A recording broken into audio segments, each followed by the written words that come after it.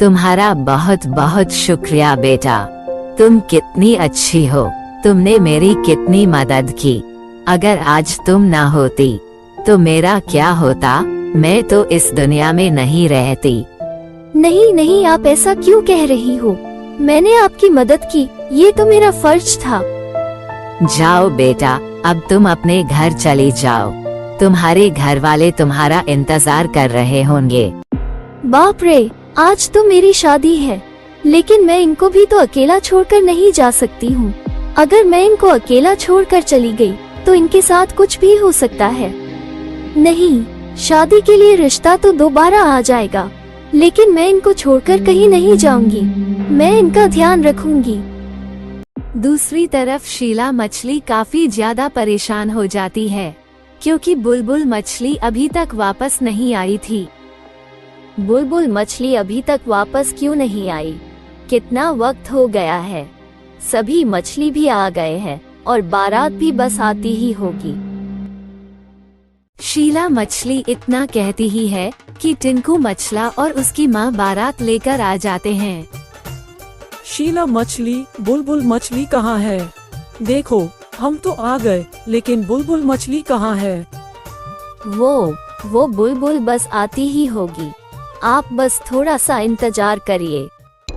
ये बुलबुल मछली कहाँ रह गई? ये अभी तक नहीं आई। मुझे भी बुलबुल के साथ जाना चाहिए था, पता नहीं ये कहाँ चली गई। शीला मछली और समुद्र के सभी मछली बुलबुल मछली का काफी देर तक इंतजार करते हैं, लेकिन बुलबुल मछली तो आती ही नहीं है। शीला मछली, बस बहुत वक्त हो गया है।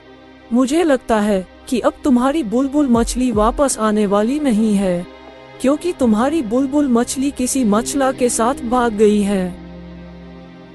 हाँ शीला मछली, मुझे भी यही लगता है। तुम्हारी बेटी बुलबुल मछली किसी मछला के साथ भाग गई है। नहीं, आप सब मेरी बेटी पर ऐसे इल्जाम मत लगाएं। वो बहुत अच्छी है, बस वो वापस आती ही होगी। आप सब थोड़ी देर और इंतजार कर लें। बस अब बहुत हो गया। मुझे अब बुलबुल मछली से शादी नहीं करनी है। मैं जान चुका हूँ, बुलबुल मछली किसी मछला के साथ भाग गई है। मम्मी, चलो यहाँ से, हम अपने घर चलते हैं। ये बुलबुल मछली कहाँ चली गई? आज इसकी वजह से मेरी कितनी ज्यादा बेइज्जती हुई है। फिर ऐसे ही 2 दिन बीत जाते हैं। अब उस बूढ़ी मछली के जख्म भर जाते हैं। बेटा, मेरा जख्म अब बिल्कुल ठीक हो चुका है। अब मुझे मेरे घर जाना चाहिए। मेरी बहू मेरा इंतजार कर रही होगी। ठीक है, मैं भी आपके साथ चलती हूँ और आपको आपके घर तक छोड़कर आती हूँ। फिर बुलबुल मछली उस बूढ़ी मछली को उसके घर की तरफ ले जाती है। कुछ देर के बाद वो बूढ़ी मछली बुलबुल मछली को लेकर टिंकू मछला और उसकी माँ के घर में आ जाती है। माँ जी, आप कहाँ चली गई थी? मैंने आपको कहाँ नहीं ढूंढा। और माँ जी, आप इस बुलबुल मछली को क्यों लेकर आई हैं? माँ जी, आप जानती हैं कि ये जो मछली है, कल इसकी शादी हमारे टिंकू मछला के साथ थी, लेकिन कल ये शादी में आई ही नहीं। हमें लगा कि ये किसी मछला के साथ भाग गई है। फिर वो बूढ़ी मछली सारी बातें बताने लगती है कि कैसे बुलबुल मछली ने उस बूढ़ी मछली का ध्यान रखा।